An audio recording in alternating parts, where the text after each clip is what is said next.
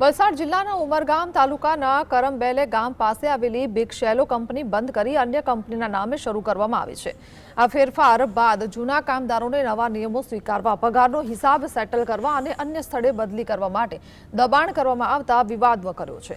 કામદારોના આ આક્રોશ વચ્ચે કોંગ્રેસના ધારાસભ્ય અનંત પટેલની આગેવાનીમાં એક વિશાળ વિરોધ રેલીનું આયોજન કરવામાં આવ્યું હતું। રેલીમાં કામદારોના ન્યાય ઉપરાંત સ્થાનિક ગ્રામજનોના વિરોધ છતાં બની રહેલી નવી કંપનીનો મુદ્દો પણ ઉઠાવવામાં આવ્યો હતો। આ ગંભીર મામલે આખરે મામલતદારને સત્તાવાર આવેદનપત્ર સોંપીને ન્યાયની ઉગ્ર માંગ કરવામાં આવી છે। વિવિધ પ્રકારની ફેક્ટરી અને વિવિધ પ્રકારની કંપનીઓ આવેલી છે।